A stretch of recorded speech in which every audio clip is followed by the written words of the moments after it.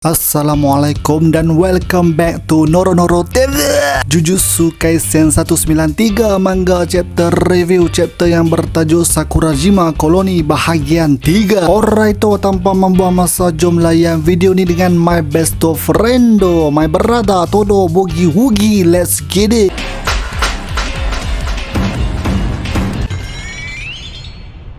Meni mono misete yaru.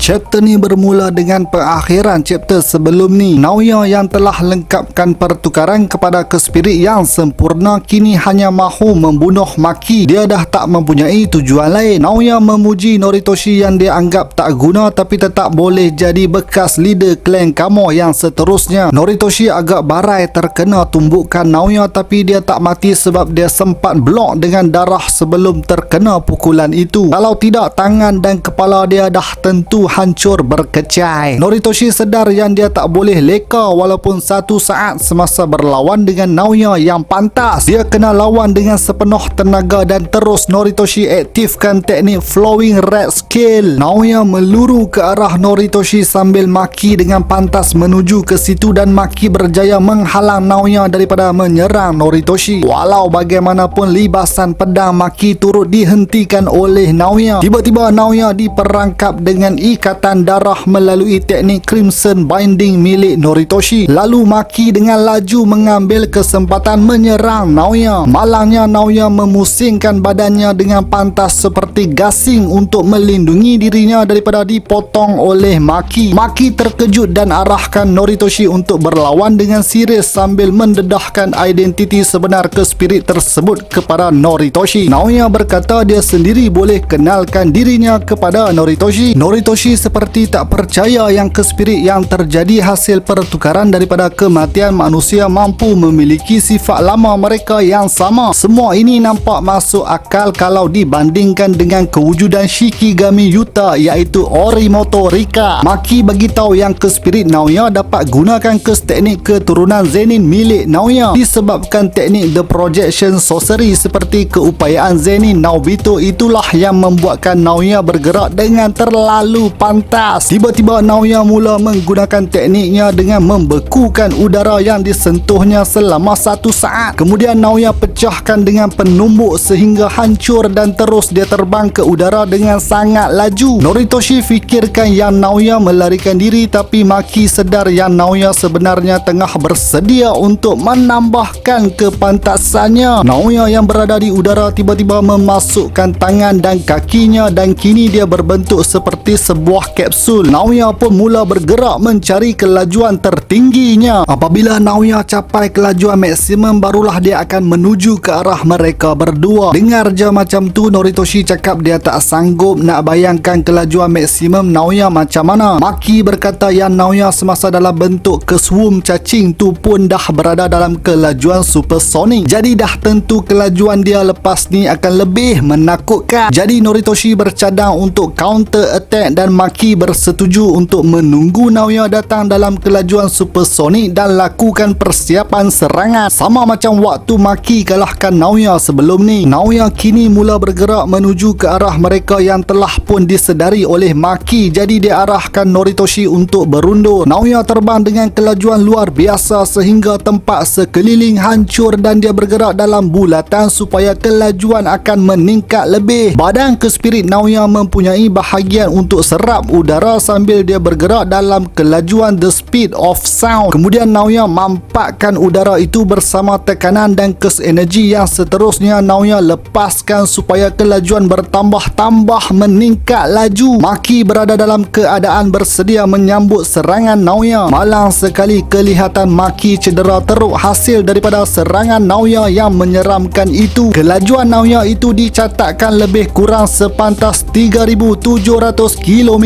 sejam. Bapak laju sial. Dan Naoya kecewa yang dia boleh kalah kepada Maki yang lembek macam tu sebelum ni. Habis chapter ni dan minggu depan break. Satu lagi chapter ringkas saja aku rasa sebab penuh dengan aksi berlawan. Jujur aku tak jangka yang Maki boleh kena teruk macam tu. Tapi kalau tengok Hakari sebelum ni pun kita asyik rasa yang dia akan mati. So aku rasa Maki akan hidup dan Noritoshi yang mungkin bakal terkorban jika tiada bantuan sampai atau Noritoshi Noritoshi tak lakukan sesuatu yang mengkagumkan ketika berlawan dengan Naoya. Sebab tengok pun tahu Noritoshi yang sekarang bukan saingan kepada Naoya. Jadi dia perlu lakukan sesuatu di luar jangkaan kita semua sebelum Maki bangkit semula tewaskan Naoya. Alright okay, sampai sini saja video aku. Komen pendapat anda mengenai chapter ni. Macam biasalah geng, jangan lupa untuk like, share dan terima kasih kepada yang dah menjadi saudara. Kepada yang belum subscribe, come on man, join the family, subscribe. Jumpa lagi di episod seterusnya. Noro